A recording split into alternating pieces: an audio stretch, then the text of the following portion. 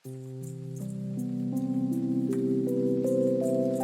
Welcome to the channel mystic tarot. ये monthly reading है March के लिए। और सबसे पहले Libra sun, Libra moon and ascendant लोगों के लिए स्टार्ट करूँगी मैं। और रीडिंग स्टार्ट करने से पहले थोड़ा सा एस्ट्रोलॉजिकल थोड़ा देख लेते हैं, पॉइंट ऑफ व्यू क्या है। वीनस की पोजीशन जो है वो मार्च के अंदर जो है वो सच ठीक रहेगी, कोई बहुत ज़्यादा मेजर इसमें इशू नहीं आएगा, बल्कि जैसे जैसे सैटर्न की पोजीशन बेहतर होती चली जाएगी उससे भी वीनस जो है वो स्ट्रॉन्ग होता चला जाएगा। और वो सब मामलात जो कि ख़वातीन के हवाले से हैं, लेडीज़ के हवाले से हैं, या वो रिलेशनशिप जिसके अंदर रोमांस है, उन सब चीज़ों के अंदर बेहतरी आने का इम्कान है। यहाँ जो रीडिंग है वो एज़ यूजुअल करियर और रिलेशनशिप ओरिएंटेड है। जो करियर से मुतल्लिका बातें हैं या जो चीज़ें हैं उनके लिए भी यहाँ पे मेरे पास एडवाइस की कार्ड्स हैं, और रिलेशनशिप के लिए भी। मैं ये भी बात यहाँ पे मेंशन करना चाहूँगी कि वो सब लोग जो कि सोली करियर, जॉब और इस किस्म के मामलात के लिए रीडिंग को देखना चाहते हैं, उनको भी मैं ये बात कहना चाहूँगी कि आप रिलेशनशिप वाला पार्ट भी देखा करें, क्योंकि इस दुनिया में हम जिस भी जगह पे होते हैं या जिस भी काम के लिए बाहर निकले हुए होते हैं, हर जगह हमें लोगों के साथ डील करना होता है। और अगर रिलेशनशिप का फैक्टर जो है वो पॉजिटिव है तो फिर वो हर तरह का रिलेशनशिप जो है वो पॉजिटिवली बिहेव कर रहा होता है। अच्छा जी, तो यहाँ पे ये जो कार्ड्स हैं लिब्रा लोगों के लिए, सन, मून एंड असेंडेंट, इसको देख के जो बात पहली फीलिंग जो आती है वो ये है कि लिब्रा जो है ना वो बहुत ज़्यादा तंग आ गए हैं और बड़ी डिसअपॉइंटमेंट भी नज़र आ रही है।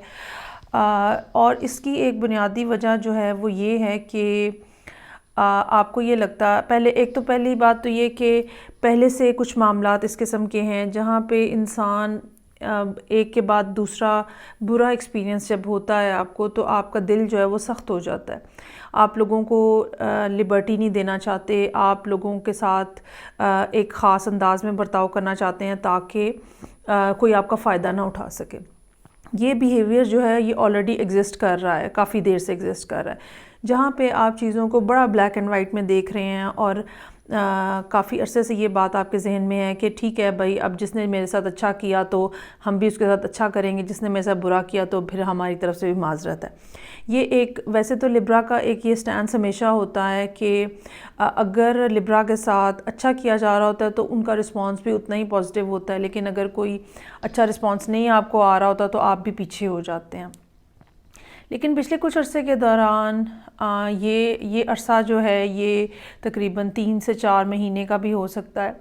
तो पिछले कुछ अरसे के दौरान जो है वो एक नया स्टार्ट जो है आपने लेने की कोशिश की है किसी के साथ, और ये काफ़ी ज़्यादा जो है वो आप ये कह लें कि ऐसा ताल्लुक़ जो आपको रिलैक्स करता है, ऐसा ताल्लुक़ जो आपको लिबर्टी देता है, ब्रीदिंग स्पेस देता है। इट्स नॉट दैट कि ये कोई, हम ये कह सकते हैं कि कोई शादी का मामला चल रहा है या क्या, लेकिन ये एक ऐसा कनेक्शन है किसी के साथ बना पिछले कुछ अरसे में जो कि आपके लिए बड़ा एक लिबरेटिंग किस्म का एक्सपीरियंस था।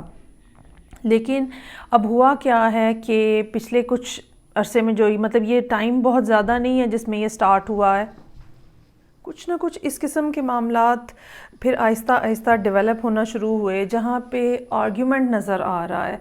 और ये ऐसे है जैसे आप अपने जहन में मुख्तलिफ़ बातें सोचते हैं, या मुख्तलिफ़ जो इवेंट हुए हैं या मुख्तलिफ़ चीज़ें जो हुई हैं पिछले कुछ अरसे के दौरान आप दोनों के दरमियान में, आप उसके बारे में सोचते हैं और एक बड़ा ही नेगेटिव सा इमेज जो आपके जहन में बना है वो ऐसा है जिसने आपको ये सोचने पे मजबूर कर दिया है कि अच्छा, ये भी एक ऐसी जगह है जहाँ पे मेरे साथ ज़्यादती हो रही है।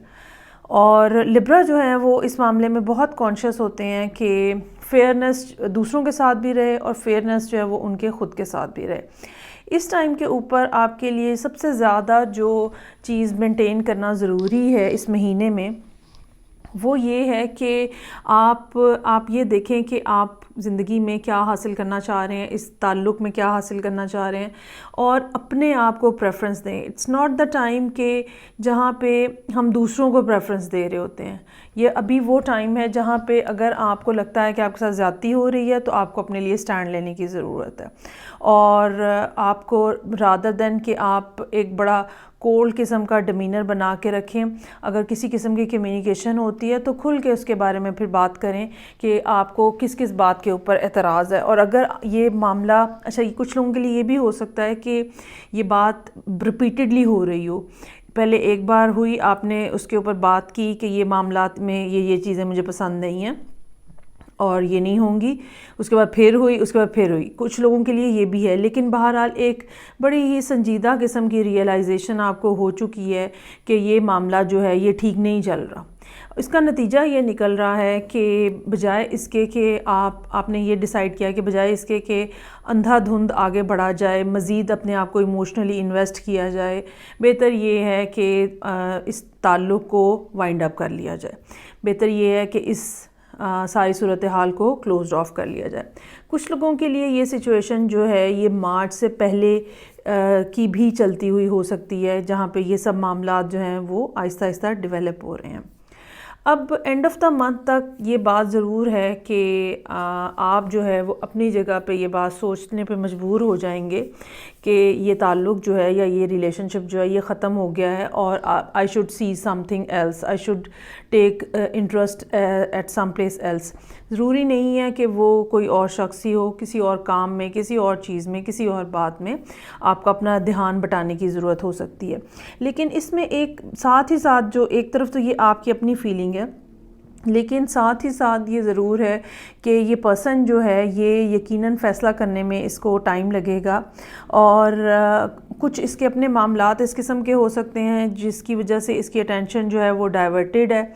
और लेकिन ये कि बहरहाल एंड ऑफ द मंथ तक ये पर्सन जो है, एंड ऑफ द मार्च आप कह लें, या अगर आपकी ज़िंदगी में ये सूरत हाल मार्च से पहले की चल रही है तो 3rd week of the month जो है आप कह सकते हैं कि तब तक जो है ये सूरत हाल जो है ये इस किस्म की बनेगी जहाँ पे ये शख्स जो है ये दोबारा अपने इमोशंस और फीलिंग्स दोबारा आपके साथ शेयर करने की कोशिश करेगा।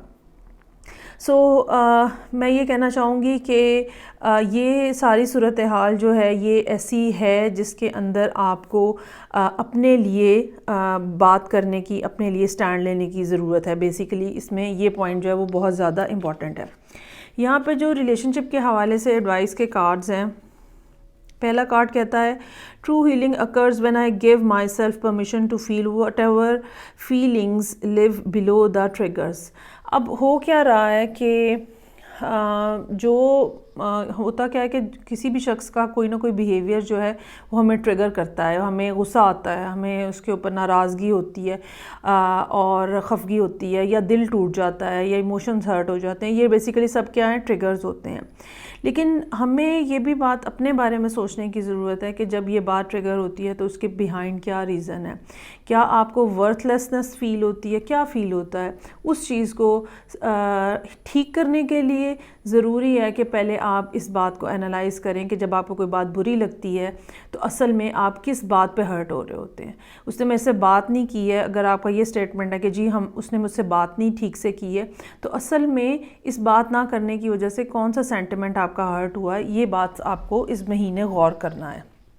दूसरा कार्ड जो है, in any moment I can surrender to the powerful presence of love through prayer, contemplation and stillness. अच्छा, एक बात इसमें यहाँ कार्ड्स में भी ये बात है, यहाँ पे कोई मूवमेंट नहीं है। इट्स नॉट दैट कि आप एक जगह पे आपकी नाराज़गी हो गई है तो अब आप जंप अप करके किसी दूसरी जगह पे चले जाएं। It's not like that. यहाँ पे भी आपको स्टिलनेस की बात की गई है, कॉन्टेम्पलेशन की बात की गई है, प्रेयर की बात की गई है। इसका मतलब ये है कि ये नहीं करना आपने कि एक ताल्लुक़ अगर नहीं बन पा रहा या नहीं चल पा रहा तो आप उसको डब्बे में बंद करें और स्टार्ट लुकिंग समवन एल्स। ऐसा नहीं है, बल्कि अगर आपको इस शख्स से, इस खातून से हकीकी मायनों में दिलचस्पी है या इमोशनल अटैचमेंट है, तो आपको सबसे पहले तो इस बात को एक्सेप्ट करने की ज़रूरत है, जो कि यहाँ पे नज़र आ रहा है। 5 ऑफ कप्स के साथ। और क्योंकि 5 ऑफ कप्स ये शो कर रहा है कि जो एक ब्रेकअप हो रहा है या जो एक चीज़ ख़राब हो रही है, जो एक ताल्लुक़ ख़राब हो रहा है, वो आपके लिए काफ़ी ज़्यादा तकलीफ़ दे। तो एक तो आपको इस तकलीफ़ को रियलाइज़ करना है।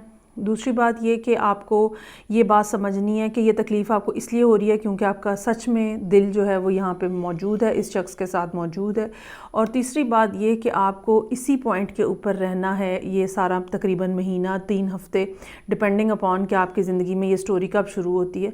तो यहीं पे रहना है आपको और दुआ करनी है अपने लिए बेहतरी की, सोचना है कि वो क्या चीज़ें हैं जो कि आप चेंज कर सकते हैं अपने अंदर भी। क्यों हर दफ़ा इसी किस्म के लोग आपकी तरफ जो हैं वो खींचे चले आते हैं, आखिर आपके बिहेवियर के अंदर क्या ऐसा मसला है। और अपने आप को ग्राउंड करें।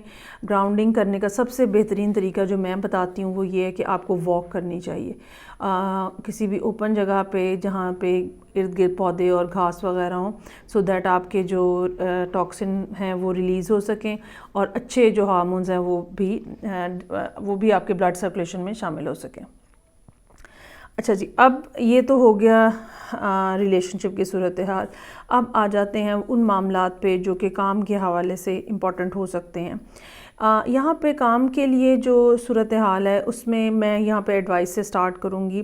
कुछ ना कुछ मामलात इस किस्म के हैं जहाँ पे चीज़ों को तेज़ी से चलाने की ज़रूरत हो सकती है, लेकिन वो कौन सा पॉइंट है जब आपको तेज़ हो जाना है, या वो कौन सा पॉइंट है जो कि जब आपको चीज़ों को पिकअप करना है या चीज़ों को के ऊपर डिसाइड करना है, वो आपको इंस्टिंक्टिवली करना होगा। ठीक है, जो आपकी गट फीलिंग कहेगी, जो आपकी सिक्स सेंस कहेगी, उसके ऊपर चलना होगा।